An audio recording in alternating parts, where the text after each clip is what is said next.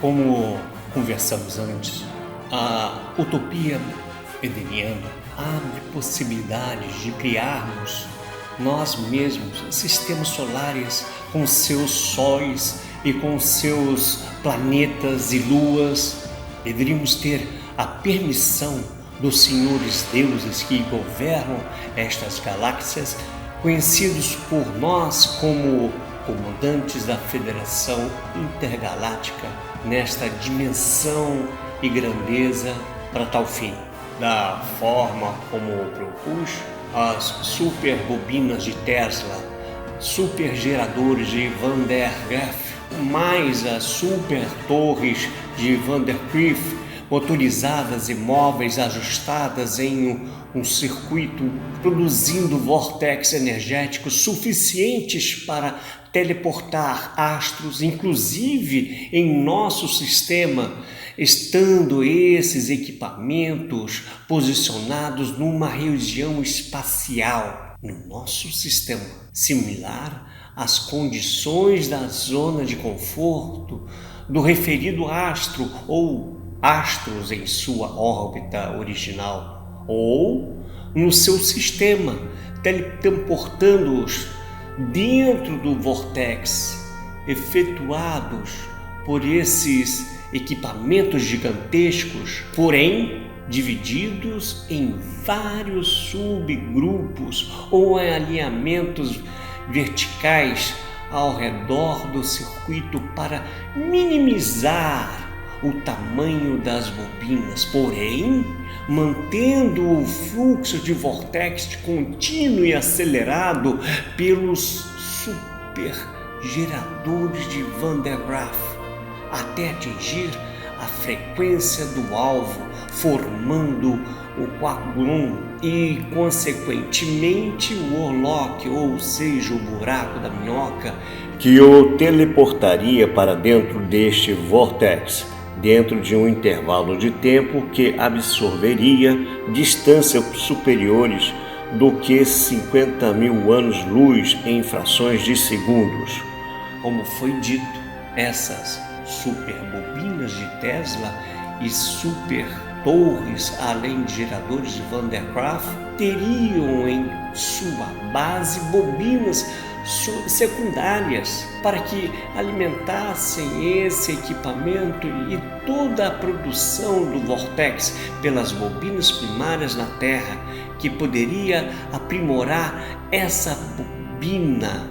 mantendo um limite de sequência e de segurança que não dá risco de colisão, estando essas bobinas primárias e circuitos oscilantes próximo às pirâmides que também estariam produzindo energia. Essa energia enviaria às bobinas primárias a energia wireless, as bobinas secundárias na base dessas superbobinas, torres e geradores, e alimentando seus circuitos ressonantes o suficiente para realizar o experimento. Há um problema. Em questão é de que a energia wireless, por esse processo, só é possível a distâncias curtas. Daí o fato de aproximar o planeta Terra pelos processos já descritos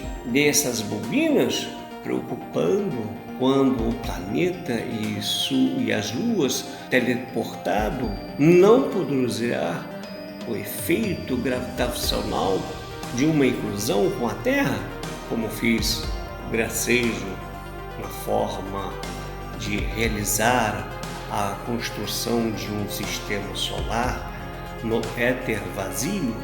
inserido nele o Sol, planetas, luas e várias partes do universo 3D nesta grandeza. Mas existe a possibilidade realmente que é isso que veremos.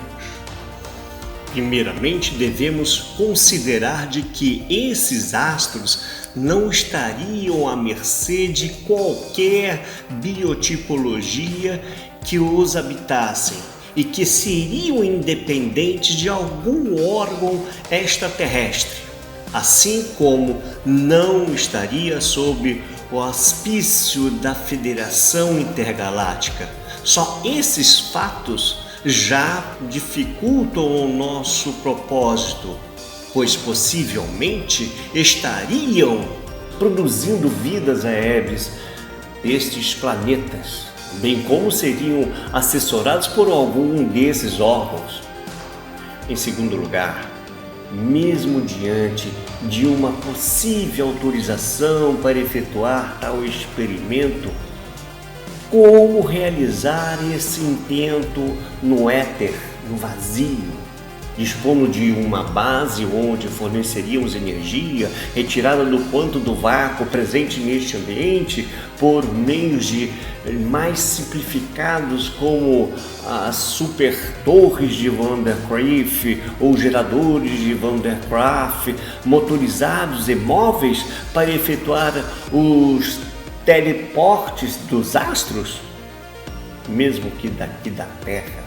enviássemos pelos teletransportadores de espaço-temporais a esse lugar no espaço, já conhecido pelos espetógrafos, e levando o pessoal técnico e equipamentos para as montagens das torres e geradores, levando em partes, mas utilizando vários transportadores ao mesmo tempo para a construção de uma base ou de uma estação espacial considerável, juntamente com módulo suficiente para agregar os astronautas construtores da estação para nela se instalarem e receberem todos os nossos astronautas pelos transportados pelos espaços temporais. Em cada ponto, referentes aos astros a serem teleportados, tendo em vista que somente um conjunto de torres e geradores demandaria um tempo inviável para se deslocar até a posição do astro seguinte. Por exemplo, se quiséssemos formar um sistema com um Sol mais 9 planetas com suas luas, necessitaríamos de 10 estações espaciais, mais módulos além das superbobinas de torres e de supergeradores de Van der Graaf. Esses astronautas em seus módulos, alimentados por essas estações espaciais, efetuariam as construções das torres e geradores. Pior, teríamos que captar o quanto do vácuo, que forma similar à captação do infrassom daqui da Terra, através do seu núcleo, até a transformação em eletricidade nessas torres e geradores para efetivar o vórtex do eletroplasmático.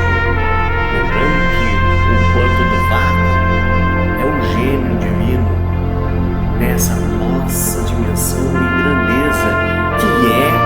e que pode, a partir dele, criar ou evoluir qualquer coisa, um processo ou multiversos transmitido no éter por uma interferência de padrão,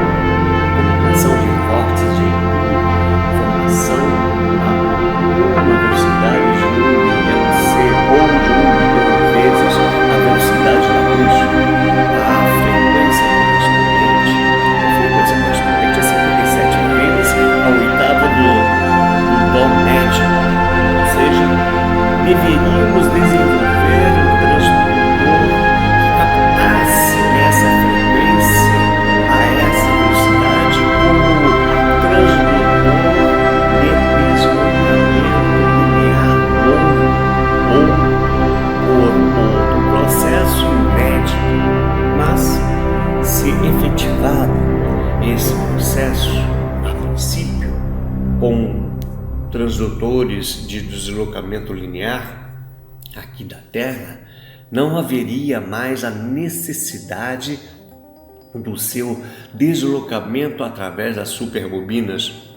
das torres, dos geradores em nosso sistema. Esses equipamentos próprios absorveriam a energia do quanto do vácuo necessária à formação de um vórtex teletransportador através dessa nova técnica. A água e o oxigênio para esse astronauta ou para esses astronautas seriam produzidos nos laboratórios por catalisadores. No caso do oxigênio, a obtenção do gás nos laboratórios pode ocorrer por aquecimento do clorato de potássio, a decomposição térmica, em presença de um catalisador,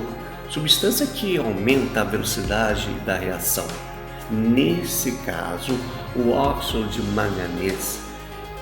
E no caso da água, por catalisadores tipo células de combustíveis, onde o oxigênio e o hidrogênio se combinam em uma membrana ou eletrólito polimérico,